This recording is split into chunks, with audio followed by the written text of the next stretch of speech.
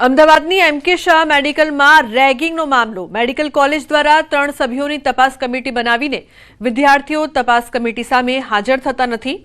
વિદ્યાર્થીઓના નિવેદન બાદ તપાસ કમિટી રિપોર્ટ સોંપશે. ડોક્ટર તીર્થ પટેલને તાત્કાલિક રજા પર ઉતારી દેવાયા.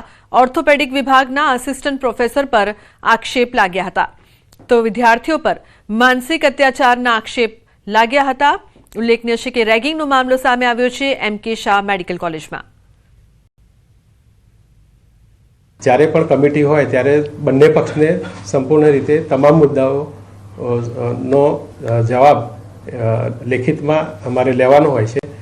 એટલે જ વિદ્યાર્થીઓ જો હાજર થશે તો અમે એમને આ કમિટી સંપૂર્ણ રીતે એમની તૈયારી બતાવેલ છે. અમદાવાદના ચાંદખેડા વિસ્તારમાં આવેલી એમકે શાહ મેડિકલ કોલેજ હાલ વિવાદમાં સપડાઈ છે. અહીંયા અભ્યાસ કરતા 10 જેટલા ડૉક્ટર વિદ્યાર્થીઓ છે કે તેઓએ અહીંના ઓર્થોપેડિક વિભાગના જે પ્રોફેસર છે તેમની સામે ગંભીર આક્ષેપ કર્યા છે. હું એ દ્રશ્ય જે એમકે શાહ કોલેજના જે આપને બતાવવાનો પ્રયાસ કરીશ કે અહીંયા જે વિદ્યાર્થીઓ જે છે તેઓએ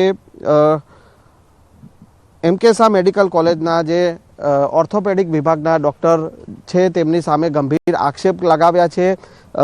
ડૉક્ટર જે છે તેઓને માનસિક ત્રાસ આપતા હોવાનો આરોપ લગાવ્યો છે. તેમની સામે રેગિંગના આક્ષેપ કર્યા છે.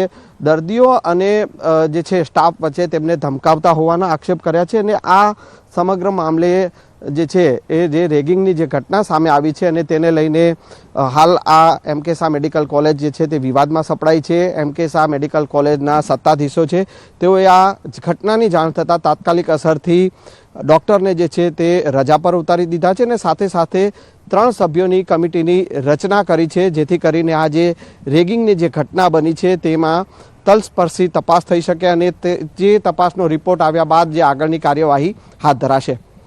કેમેરામેન નિલેશ સોસા સાથે સંજય ટાંક, ન્યૂઝ 18 ગુજરાતી, અમદાવાદ. વડોદરાની એમએસ યુનિવર્સિટી એકવાર ફરી વિવાદોમાં આવી છે. ઉલ્લેખનીય છે કે હોસ્ટેલમાંથી વિદેશી દારૂ મળી આવ્યો છે. હોસ્ટેલના MM મહેતા હોલમાંથી મળી આવ્યો છે વિદેશી દારૂની બોટલો. પોલીસે રેડ કરતા 25 થી 30 જેટલી ખાલી બોટલો મળી આવી છે. પોલીસે તમામ મુદ્દામાલ કબજે કરીને વધુ તપાસ હાથ ધરી છે. ઘટનાની જાણ થતાં જ યુનિવર્સિટી તંત્ર પણ દોડતું થયું છે. અગાઉ પણ MM મહેતા હોલમાં વિદ્યાર્થીઓ દારૂની મહેફિલ કરતા પકડાયા હતા. તો શિક્ષણના ધામમાં આટલી મોટી માત્રામાં વિદેશી શરાબની બોટલો ક્યાંથી આવી તે એક મોટો સવાલ.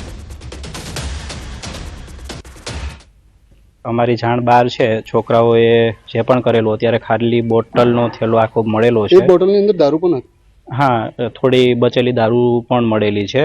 તપાસનો વિષય છે. તપાસ કરીને જે પણ હશે કાયદેસરની કોણે કઈ જગ્યાએથી ક્યાંથી દારૂ લઈ અને કોણે પાર્ટી કરી છે કે શું કર્યું છે આ બોટલનું જે પણ હતું એ, અને શા માટે તમે રૂમમાં લઈ આવ્યા છે, તપાસ કરી અને જે પણ હશે કાયદેસરની કાર્યવાહી કરવામાં આવશે. સુરેન્દ્રનગરમાં ટ્રિપલ અકસ્માત, 2ના મોત થયા છે. પાટડીના પાનવા ગામ પાસે 2 કાર અને રિક્ષા વચ્ચે ટ્રિપલ અકસ્માત સર્જાયો છે. આ અકસ્માતમાં રિક્ષામાં સવાર 2 વ્યક્તિના ઘટના સ્થળે મોત નીપજ્યા છે. અન્ય 4 વ્યક્તિ ઇજાગ્રસ્ત થતા સારવાર અર્થે હોસ્પિટલ ખસેડાયા છે. તો પોલીસે ઘટના સ્થળે પહોંચીને વધુ તપાસ હાથ ધરી છે. તો અકસ્માતમાં 4 વ્યક્તિ ઇજાગ્રસ્ત થયા છે. ટ્રિપલ અકસ્માતમાં 2 લોકોના મોત નીપજ્યા છે. સુરેન્દ્રનગરમાં અકસ્માતની આ સમગ્ર ઘટના 2 કાર અને રિક્ષા વચ્ચે ટ્રિપલ અકસ્માત. ભરૂચના અંકલેશ્વરમાં કાર અને બાઇક વચ્ચે અકસ્માત સર્જાયો છે. ધુમ્મસભર્યા વાતાવરણના કારણે અંકલેશ્વરના પાનોલી નજીક સર્જાયો છે અકસ્માત. બાઇક કાર સાથે ટકરાતા ગંભીર ઈજા બાદ 2 યુવાનોના મોત નીપજ્યા છે. તો ડેડિયાપાડાના રહેવાસી યુવકોના મોત. પાનોલી પોલીસે અકસ્માત અંગે ગુનો નોંધીને તપાસ શરૂ કરી છે.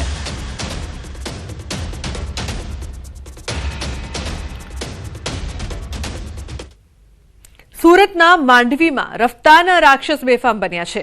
બેફામ ટેમ્પો ચાલકે અકસ્માત સર્જ્યો છે. ટોલ નાકાના કેબિનમાં ટેમ્પો ઘુસાડી દીધો. અરેઠના કરંજ ટોલ નાકા પર બની છે આ ઘટના. કારને ટક્કર મારી ભાગવા જતા અકસ્માત સર્જાયો છે. તો કેબિનમાં રહેલા 2 કર્મચારીઓ ઇજાગ્રસ્ત થયા છે. કોસંબા પોલીસ ઘટના સ્થળે પહોંચી છે અને ચાલકની અટકાયત કરવામાં આવી છે. ટોલ નાકાનું કેબિન રસ્તા પર પડી જતા ટ્રાફિક જામ સર્જાયો હતો. પોલીસે ક્રેન બોલાવી ટોલનાકાનું કેબિન સાઇડ કરી ટ્રાફિક ખુલ્લો કર્યો હતો. ઉલ્લેખનીય છે કે રાક્ષસો જે છે રફતારના સતત બેફામ બની રહ્યા છે. બેફામ ટેમ્પો ચાલકે અકસ્માત સર્જ્યો હતો. સુરતની આ સમગ્ર ઘટના સામે આવી છે. ટોલનાકાના કેબિનમાં ટેમ્પો ઘુસાડી દીધો હતો. તો દ્રશ્યો આપ જોઈ શકો છો કઈ રીતે રફતારના રાક્ષસ બેફામ.